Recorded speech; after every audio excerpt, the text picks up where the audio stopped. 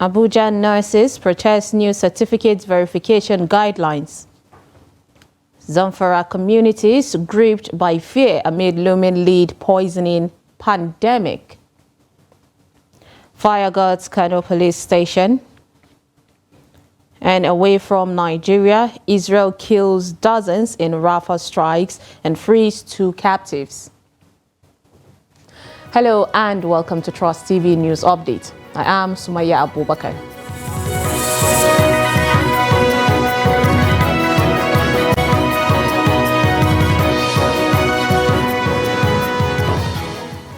Thank you for joining us, and now the details. Nurses under the aegis of the National Association of Nigerian Nurses and Midwives Abuja chapter on Monday protested against the new verification certificate guideline released by the Nigerian and Midwifery Council of Nigeria. The nurses expressed displeasure over what they described as an attempt to hinder their freedom to pursue career opportunities, asking the council to address nurses' welfare, the salary scale, shortage of staff, and other rights. The protest was carried out at the NMCN's office in Abuja.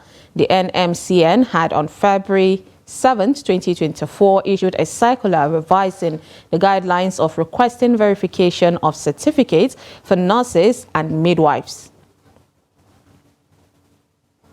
Still on health matters, residents of Zamfara communities affected by the lead poisoning in 2010 has expressed fears over a looming danger of another round of the pandemic. The residents allege that the recent partial and temporary evacuation of the international medical staff of Medicine Sans Frontieres is causing a serious setback to them. The MSF, also known as Doctors Without Borders, has reduced its healthcare services in Anka and Zurmi local government areas of the state and relocated its medical staff to Talata Mafara local government area due to the increased insecurity in the state. In this special report, Yushau Adamu examines the situation. His report. MSF healthcare services was temporary. However, many residents in Anka and Bukuyum local governments are expressing fears over impending dangers of lead poisoning outbreak. According to the residents, the partial withdrawal of healthcare services by the MSF is gradually confounding the situations since mining activities are being carried out in several villages in the 2 local governments. The residents, therefore, call on both federal and state governments to take urgent and proactive measures in order to avert reoccurrence of the 2010 lead poisoning pandemic in the state. During the 2010 lead poisoning pandemic, several women in the Bayega village have given birth to babies with deformities such as blindness, paralysis, acute malnutrition, and learning disability, while adults have experienced poor vision and severe fever. We are afraid that with recent evacuation of MSF staff from some facilities, there is possibility of an upsurge of lead poisoning in our communities. We therefore want the government to take urgent steps that will prevent the upsurge of the deadly disease. The dark memory of lead poisoning that started in 2008, which caused the death of many children in Zamfara state, is still fresh in the memories of the affected residents. Lead poisoning started in these communities in 2008 when residents resorted to illegal mining in their personal homes, not minding or ignorant of the dangers associated with mining. According to reports, the negative impact of the lead poisoning became more pronounced in Zamfara between March and June 2010. After it claimed the lives of 163 people in the state, including 111 children. Despite the 2010 lead poisoning experience, currently there are about 20 local mining processing plants operating in Bagega village and 12 others in Abari, in Anka local government, and over 10 sites spread across Ergalma, Nasarawa, and Bukuyum in Bukuyum local government area of the state. Mining is the only business that is bringing money to us. All our animals have been rustled. We don't have anything at home. So this is the only source of incomes we have for now. I have been in this business for the past 15 years, but unfortunately, wherever we go for mining, the authorities are chasing us away. We want government to come to our aid by providing us with permanent sites where we can do mining. Residents of several communities in Anka, Bukuyum and Maru local governments are still in mining activities. This is happening 12 years after the MSF handed over its lead poisoning project to Zamfara state government. According to some local miners, although they are aware of the hazards allied to mining, however, they cannot quit the business because it is a second source of incomes to many residents after farming. Ahmed Aliyu, a resident of Maru, has been into local mining for 25 years, aware of the hazards associated to mining, but we don't have any option than to go into it without any protection because we don't have access to the protection facilities and the government is not providing us with them. Mining is our second source of incomes after farming. We have no any other source of incomes apart from this local mining. So, with or without protection against its hazard, we have to do it to feed our families. And any attempt to stop us from this menial job, that could lead to more economic hardship on us. Following an increase in the activities of mining in some parts of the state, it was alleged that symptoms of diseases related to lead poisoning have started manifesting in some communities. Reports had it that cases of poor vision among local miners, children malnutrition, and cases of miscarriage among women have started manifesting in some communities in Anka local government. Cases of poor vision are being experienced especially among the local miners. You know, we are blessed with huge mineral resources and our people are into mining and they are doing it without taking any preventive measures against any hazard. So this may pave way for the return of the popular disease we call Gubar Dalma if care is not taken. Although we are not medical experts, but based on our past experiences, we know that the symptoms that are manifesting on some individuals are similar to that of lead poisoning. However, in its efforts to control mining activities in the state, Zamfara state government has banned traditional rulers from issuing consent letters for mining across the state. According to a statement issued by governor's spokesperson Suleiman Bala Idris, the state governor has signed an executive order in that respect. The banning, the statement added, affects issuing consent letters to individuals, companies, or organizations for mining activities in the state. The decision, the governor said, was taken as mining was identified to be among the major factors fueling banditry in the state. Yushau Adamu, Trust TV News, Gusau.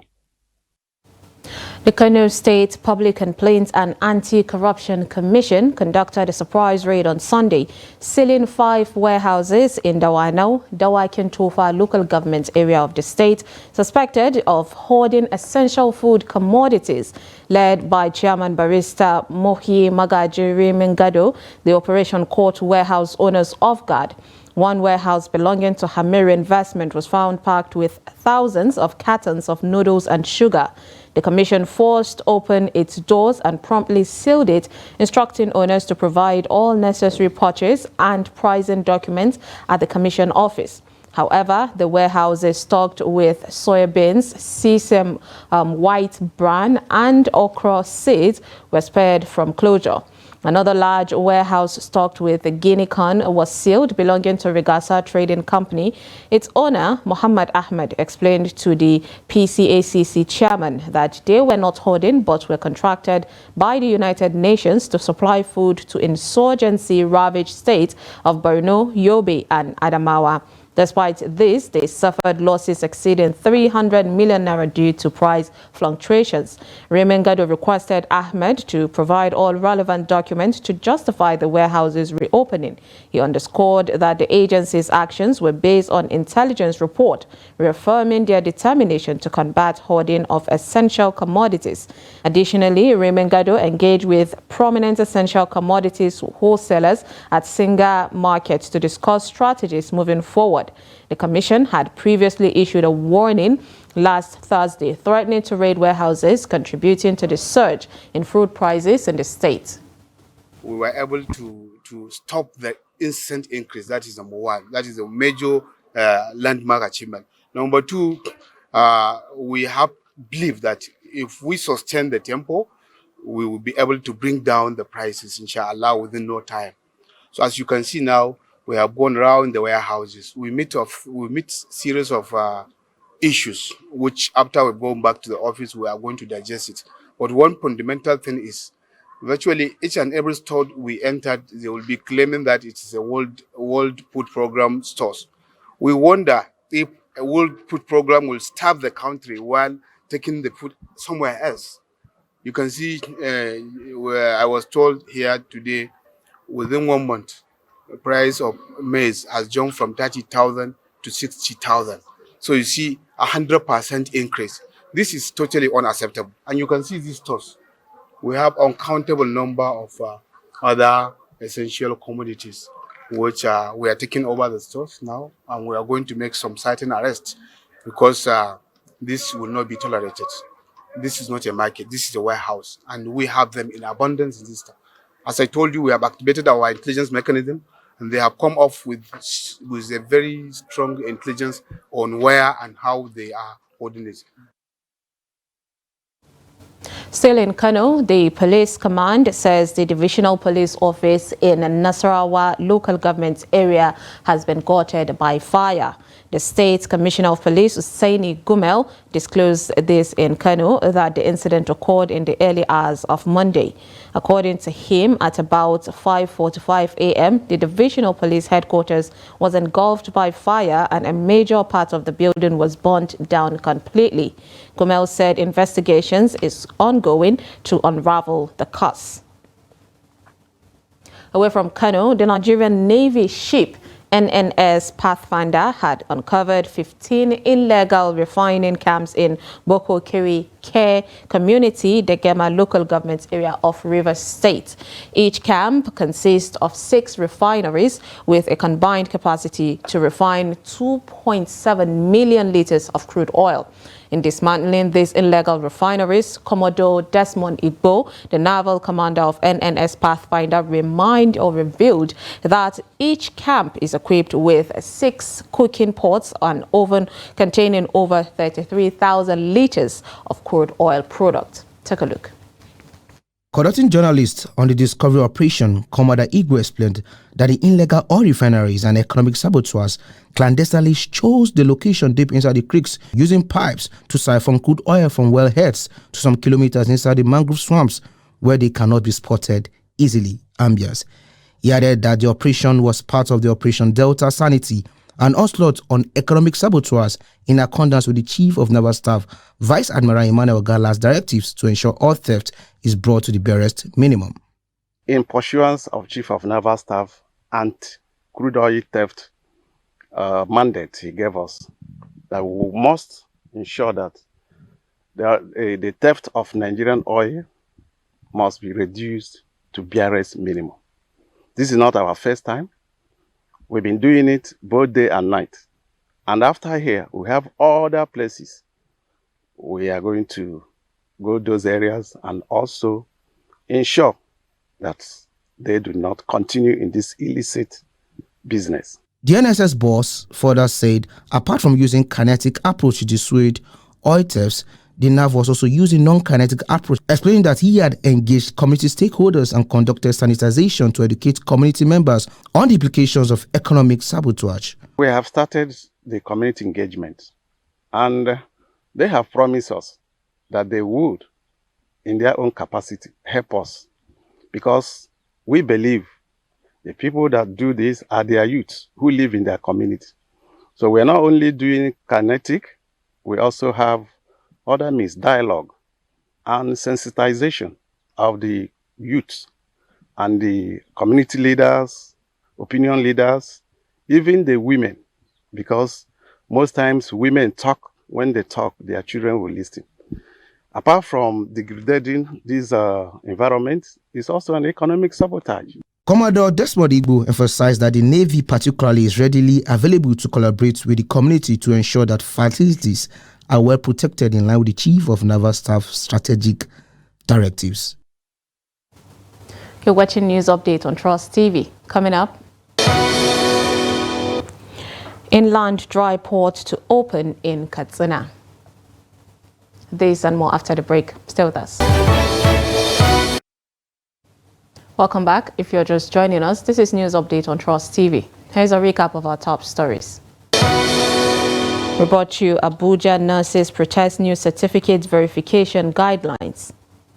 And Zamfara communities gripped by fear amid looming lead poisoning pandemic. Moving on to more stories, the First Lady of Nigeria, Senator Oluremi Tinubu, will visit Kano today. The Mrs. Tinubu is expected to inaugurate the Faculty of Law building named after her at the Mariam Abacha University, Kano. Director General of Media and Publicity to Kano State Governor Sanusi Bature said adequate security arrangements had been put in place to ensure hitch-free activities during the visit. He said that the state government, alongside the police, had drafted a comprehensive security network on how to provide the required security. Bature said the state government and security agencies are working round the clock to provide a peaceful atmosphere for the visit. In Katsina, inland dry port in Funtua may open a new vista in Katsina State when the facility begins operations this year. International business, importers and exporters of goods and services in the northwest region of Nigeria will do business with ease. Abdullahi Amadi completes the report. This inland dry port was conceptualized in 2022 by the Nigerian government to help in boosting businesses through import and exports, as well as decongesting the nation's seaports. Buildings of warehouses, access roads, and other structures necessary for the smooth operations of the dry port have been completed, with officials ready to handle clearance and other operations. The dry port, when fully operational, is expected to serve as origin and destination of containers of goods directly from seaports through Lokoja Waterway in Kogi State. One of the officials of the Funtua dry port who preferred not to be mentioned said goods from seaports will be conveyed to Lokoja on barge for onward transportation on trucks and trains to Funtua, where traders will collect their goods after clearance. The official expressed worry over the incessant vandalization of Zaria-Funtua railway line, which is frustrating plans to commence train transportation of cargoes from the nation's seaports to the hinterland. Although the Funtua Inland Dry Port has commenced informal conveyance of freight, the train service is considered pivotal for cost effectiveness and risk management. The official assured that the government is doing all that is necessary to fix the rail line before the commissioning date in the first quarter of 2024 by Nigeria's President Bola Ahmed Tinubu. Traders here, who are hopeful that the difficulties they always face in clearing and conveyance of cargoes at the nation's seaports to the hinterland will soon be over, urged government to actualize its plans of commissioning the Funtua dry port as soon as possible. One of the benefits is provision of employment opportunities to our teeming youth who are jobless, improvement of revenue generation. Definitely, revenue generation of the state and the country at large will improve. Then number three, it will promote the import and export of agricultural products. and so on and so forth. Funtua is the center of economic prosperity in the northwestern part of Nigeria. What we produce for exports and what we import will significantly boost our entire livelihood. This project will, when completed and commissioned, our local production will be increased. We are appealing for immediate commissioning of this project. Funtua Dry Port will not only rejuvenate the nation's economy, but will also give a boost to government's efforts tailored towards ending insecurity in Nigeria. Abdullahi Ismayamadi, Trust Television News, Katsina.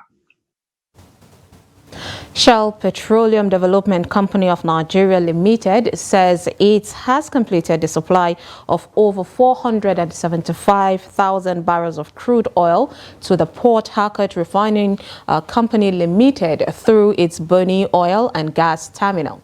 This, according to a statement signed by the Media Relations Manager Abimbola Essien Nelson, is in furtherance of the federal government's commitment to increase domestic refining capacity and make products more readily available in the country. She said BOGT resumed this supply last week after a prolonged outage of over 5 years, during which time the refinery underwent rehabilitation and integrity activities on its supply pipeline from BOGT. Away from Nigeria, Israel has carried out airstrike in the southern Gaza city of Rafah, killing dozens as Palestinians brace for a major offensive on the densely crowded urban area. There were conflicting reports of the death toll following the pre-dawn strike on Monday. According to Palestinian officials, the Israeli strikes hit 14 houses and 3 mosques in Rafah. Still on the foreign scene, Qatar has released 8 former Indian naval officers previously sentenced to death on charges of spying for Israel. India's Ministry of External Affairs thanked Doha on Monday as it announced that the octet had been freed. The details surrounding the arrest, sentencing and commuting remain unclear. The men were reportedly arrested in August 2022 due to accusations that they had passed sensitive submarine-related information to Israeli intelligence.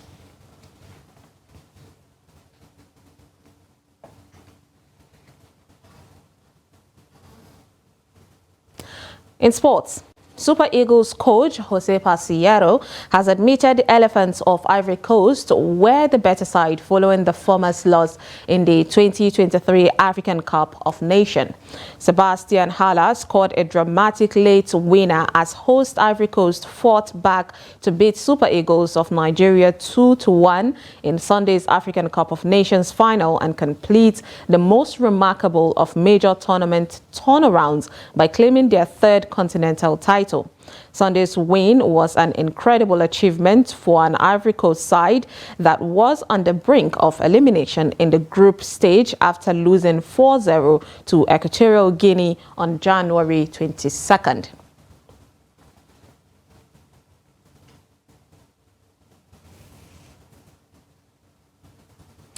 On a sad note, a tribute followed on Monday for Kenya running sensation Kelvin Kiptum after the marathon world record holder was killed in a car crash at the age of 24 in his home country. The favorite for the Paris 2024 Summer Olympics was driving from Kaptagat to Eldoret in western Kenya on Sunday when his car rolled.